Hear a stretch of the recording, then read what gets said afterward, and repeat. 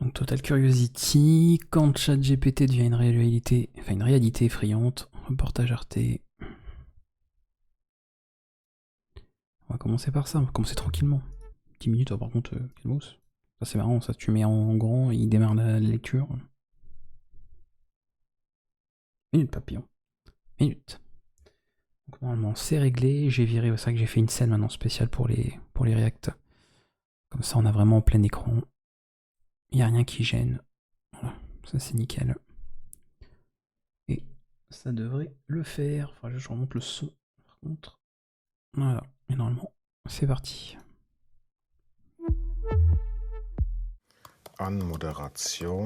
Lancement, chat GPT dangereux, point d'interrogation, 10 secondes, qualité digne d'Arte. Arte-Niveau. Bienvenue sur chat GPT. Nous consacrerons les prochaines minutes à une question essentielle. Chat GPT est-il dangereux? Un débat de qualité digne d'Arte.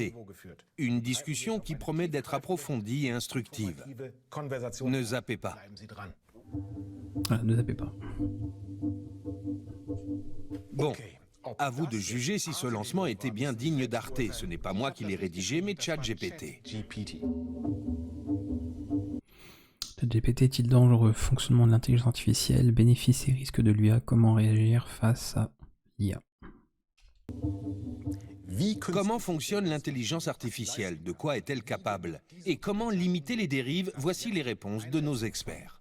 Bob Blume, ce prof devenu influenceur qui exerce tant sur le web qu'en établissement scolaire, s'intéresse à la transmission du savoir. Judith Simon, la philosophe chercheuse à l'université de Hambourg et la porte-parole du groupe de travail Hommes et Machines du comité d'éthique allemand. Anke Domscheit-Berg, la députée de gauche allemande, milite pour l'égalité des droits à la fois sur Internet et dans ses ouvrages. ChatGPT bat tous les records. 5 jours seulement après sa mise en service, le robot conversationnel franchissait la barre du million d'utilisateurs du jamais vu. Tout repose sur des calculs, mais des calculs de haute volée. GPT est l'abréviation de Generative Pre-trained Transformer. Ce transformateur consiste en un réseau de neurones capable d'apprendre par lui-même et de repérer des tendances au sein d'un désordre apparent. Il a été alimenté de 175 milliards de tokens, soit des mots comme auto, maison ou route. Pour pouvoir composer des phrases qui font sens à partir de ces Ça fait éléments, quelques mots. il a bénéficié d'un entraînement conduit par des humains. Résultat, l'IA est en mesure de décider, à partir de calculs de probabilité, quel élément est statistiquement le plus à même d'aller avec tel autre et de répondre par des phrases complètes. Ainsi, auto sera associé à route s'il est question de voirie. Non seulement ChatGPT sait très bien tenir une conversation, mais il est aussi capable de traduire des textes, de résoudre des problèmes de maths et d'écrire ou de corriger le code d'un programme. Giga aussi. Outre ChatGPT, il existe tout un tas d'autres applications d'intelligence artificielle capables par exemple de créer des images ou des graphiques plus ou moins à la demande. Il n'y a qu'à décrire l'image recherchée. Qui ne lui a pas demandé la recette de la tarte aux fraises? On fait une illustration représentant un visage. Ah oui, parce que maintenant, oui, comme on peut générer des images, oui. C'est pareil, c'est vrai que je regarde jamais à chaque fois ça. Même si ça veut pas forcément dire que ça a été fait là, mais il y a un an, oui, donc on est sur quelque chose d'assez récent. Ok.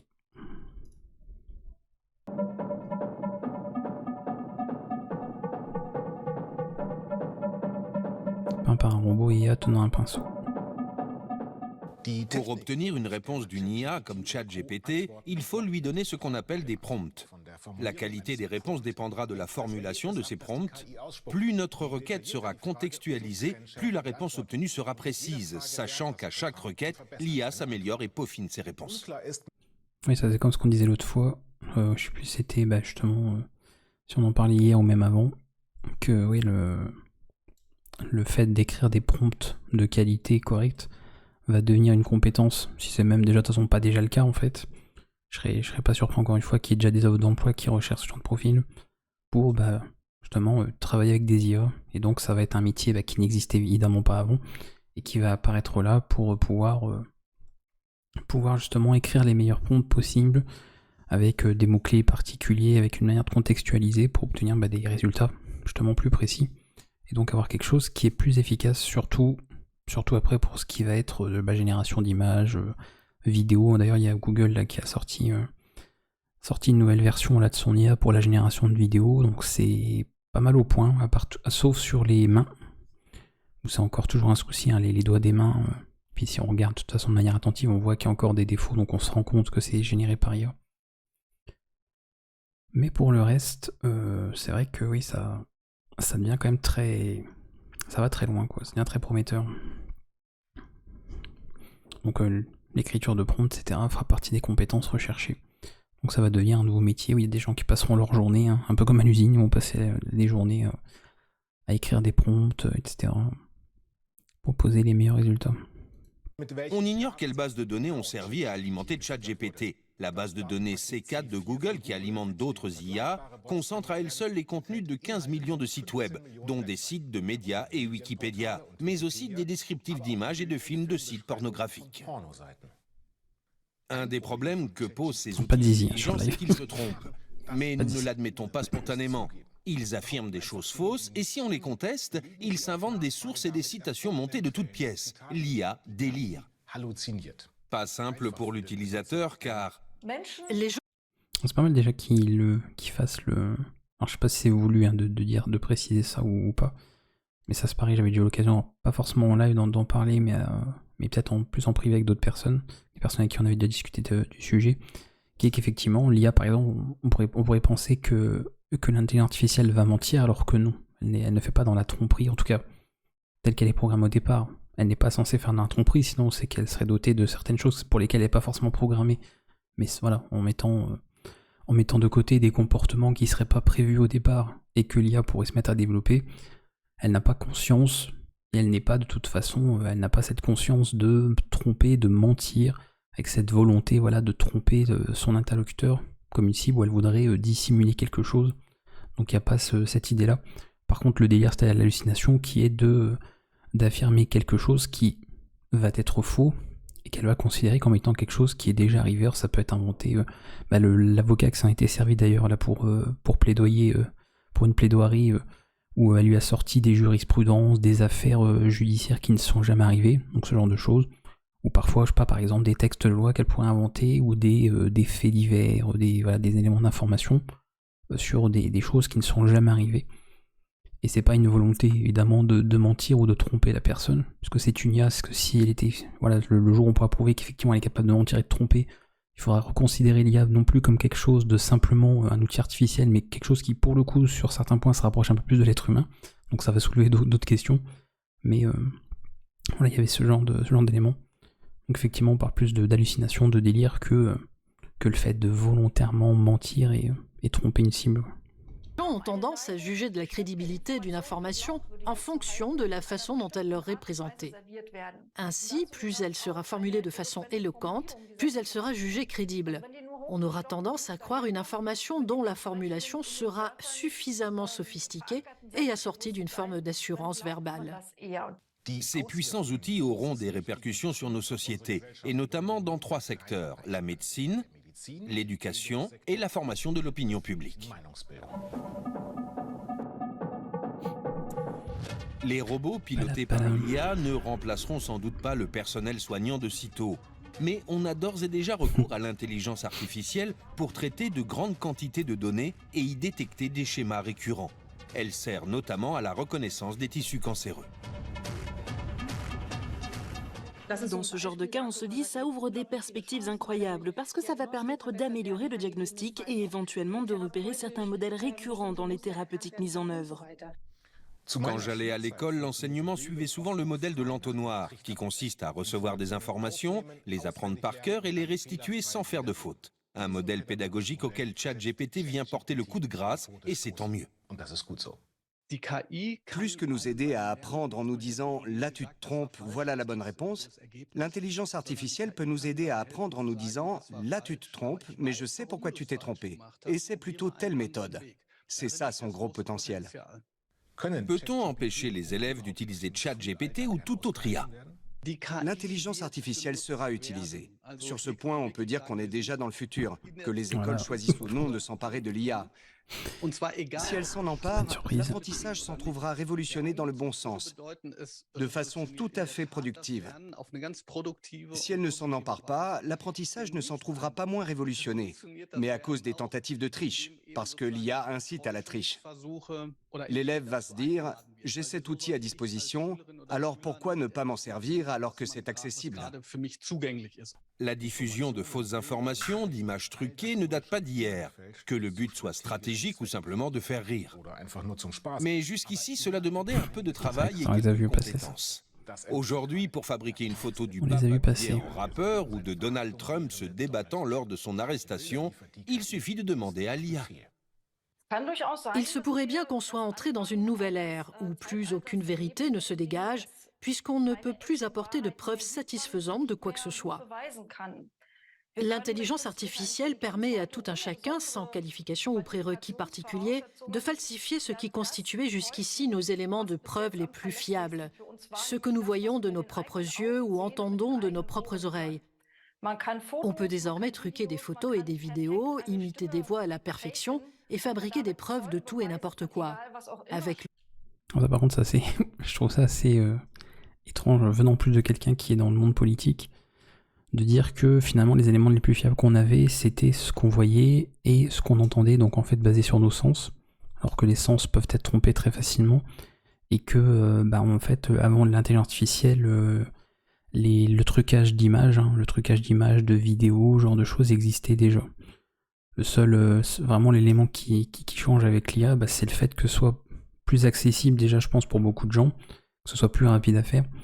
Mais c'est pas comme si, comme si on entrait dans une ère ça y est, maintenant on peut plus se fier à rien du tout, parce qu'en fait c'était déjà le cas avant, quoi. Enfin, croire qu'avant l'IA on pouvait déjà se fier aveuglément à des photos, à des images, à quelqu'un qui a dit alors moi il m'arrivait ça, ou il m'arrivait ça. Bon, est-ce qu'on a besoin d'expliquer les médias, comment ça marche, etc. Que finalement, la vérité c'est ce que tu cadres sur ta caméra, quoi. Ouais, c'est pas forcément ce qui se passe vraiment, c'est ce que tu choisis de montrer. Donc c'est assez étonnant de déclarer ça, de sortir, que ça y est, c'est nouveau. À partir de maintenant, on peut plus faire confiance à ce que l'on voit, à ce que l'on entend, comme si c'était le cas avant. Bizarre.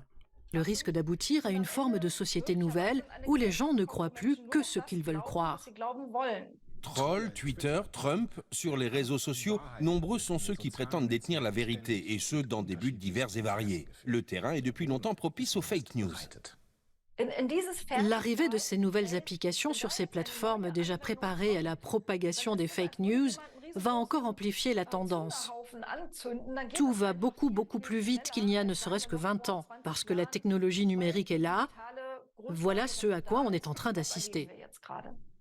Le photographe berlinois Boris Eldagsen a remporté un prix prestigieux avec une photo créée grâce à une IA, prix qu'il s'est empressé de refuser, dans le but de susciter un débat sur notre capacité à démêler le vrai du faux. Oui, ça aussi c'est marrant. Pour le coup, très bon exemple. Parce que pareil, on entend très souvent des personnes qui vont dire, il y a des gens qui ont l'argument de ce que produit une IA, ce sera jamais aussi bien qu'un être humain, parce qu'il n'y a pas, il n'y a pas l'essence de l'humain, la patte de l'humain, etc. Chaque fois que j'ai entendu ça, j'ai toujours dit qu'il serait facile, et ça va être de toute façon de plus en plus le cas, de berner en fait encore une fois les gens. Et en plus c'est un peu l'argument qu'ils disent, voilà, maintenant ça va être de la désinformation, les gens vont se faire avoir. Donc ça montre bien quelque chose. Ça montre bien qu'il y a dans tous les cas des personnes, sinon pas un œil averti ou autre, qui se font avoir, donc qui ne font absolument pas la différence entre quelque chose qui a été produit par l'humain, finalement, que quelque chose qui a été produit par un programme. Et c'est vrai que quand tu vois ça, alors peut-être qu'il y a, je sais pas, avec quelques détails en regardant précisément, après bon c'est une photo, donc c'est pas une vidéo, donc c'est déjà plus compliqué. Donc on pourrait peut-être identifier des éléments un peu étranges, c'est-à-dire tiens, quelqu'un qui aurait dessiné ça, pourquoi il aurait volontairement mis un défaut, ou raté quelque chose, ou mal dessiné une certaine partie. Mais là, tu présentes ça tel quel, les personnes, enfin le réflexe des gens, ce sera pas de dire c'est fait par IA, quoi. De fait en plus soit en noir et blanc, déjà, voilà, c'est le détail. On n'est pas du tout dans un style qu'une IA pourrait produire, cartoon, où on retrouve beaucoup ça, où Il n'y a pas que les IA qui le font, mais comme c'est très souvent ce qui est généré, parce que c'est souvent le plus simple aussi à générer, les gens, surtout de nos jours maintenant, de toute façon, limite, vous publiez une photo, les gens vont dire, bah il s'est fait par IA. Puis des fois, tu vas, non, en fait, c'est c'est mon appareil photo, c'est pas fait par IA. Mais là, pour le coup, bon, d'avoir la certitude que c'est fait par une IA quand tu vois ce genre d'image, ouais, c'est importé. Je sais même pas c'est quoi d'ailleurs. Est-ce que c'est du dessin? Est-ce que c'est de la peinture? Sûrement du dessin. Donc assez étrange. Comme quoi, bon, l'idée c'est très, je sais pas, c'est peut-être plus rassurant pour l'être humain de se dire, oui, l'être humain apporte sa touche à lui, qu'une IA ne pourra jamais avoir. Voilà, il y a une petite étincelle de quelque chose que, voilà, c'est très utopie de s'imaginer qu'on a un quelque chose qui va d'un seul coup faire toute la différence. Parce que si finalement elle te reproduit à l'exact, voilà, l'identique, quelque chose qu'un humain aura fait, bah si c'est l'identique, c'est identique en fait. Si c'est une copie parfaite, c'est dans la tête quoi. Là finalement la différence, elle est dans ta tête, elle est pas dans l'œuvre en question. Donc But de susciter un débat sur notre capacité à démêler le vrai du faux. Celle-ci date d'octobre 2022. On voyait bien que c'était un fake. heureusement qu'il Celle-là est de mars 2023, avec toujours le pape dans le quartier chaud de Hambourg. On voit encore qu'ils ont 6 doigts, mais ça pouvait se corriger. je me suis jamais fait ban de Twitch, donc on va éviter. Le mec après 4 ans. Hop, perte de Nibar, enfin. La prochaine étape, c'est l'image animée, voix comprise. Suite à cette interview que je vous donne, ma façon de parler, ma voix vont se retrouver sur Internet. Ce qui suffit pour que l'intelligence artificielle s'entraîne à les reproduire. N'importe qui pourrait reprendre cette séquence et me faire dire des choses que je n'ai jamais dites. Comment appréhender cette toute nouvelle réalité? Un débat s'impose.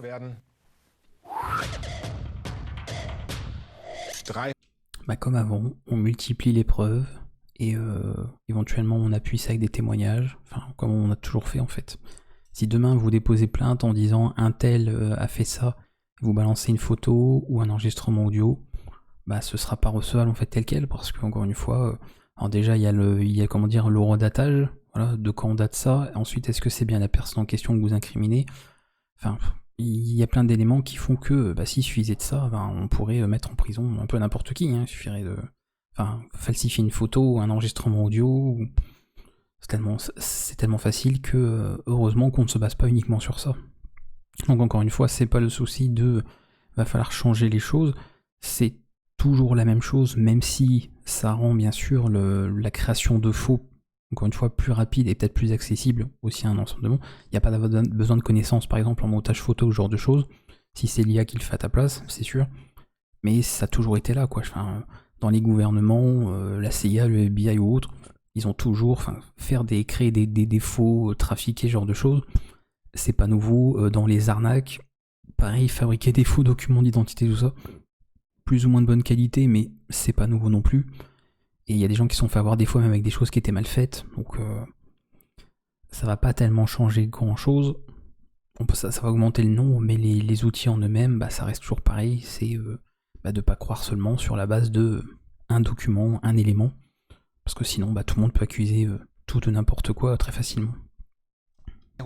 Selon de premières études, 300 millions d'emplois seraient menacés. Ceux des scénaristes d'Hollywood actuellement en grève pourraient être les premiers d'une longue liste. L'IA pourrait se substituer entièrement ou en partie aux graphistes, aux illustrateurs, mais aussi aux journalistes ou du moins leur mâcher le travail. On est nombreux à penser qu'une machine ne peut pas... Ça pareil, ils avaient marqué, bon c'est le petit jeu chipote, mais ils avaient marqué créativité n'est pas du code, n'est pas le code.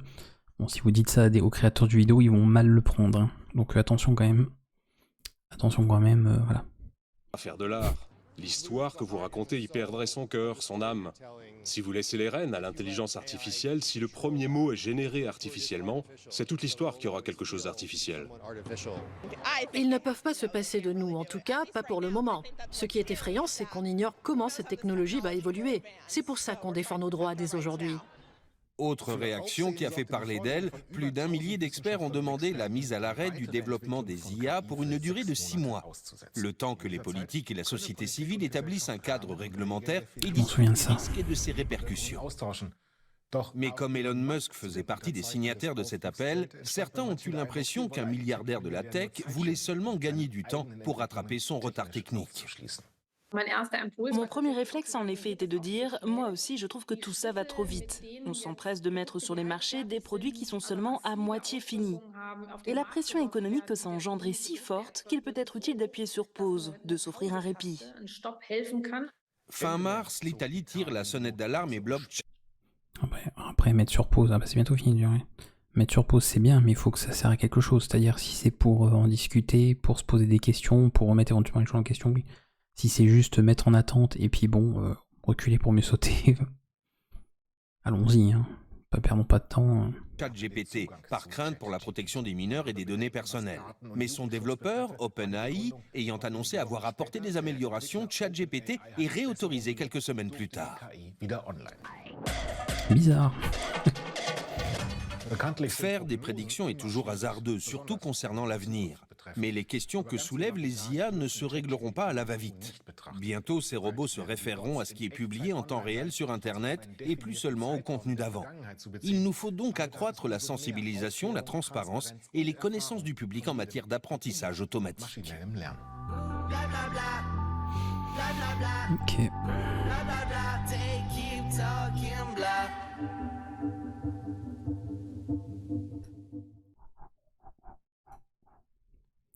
C'était pas très long. Pas, on va dire rien de nouveau quoi. Rien de nouveau sous le soleil, sous les tropiques. Ok.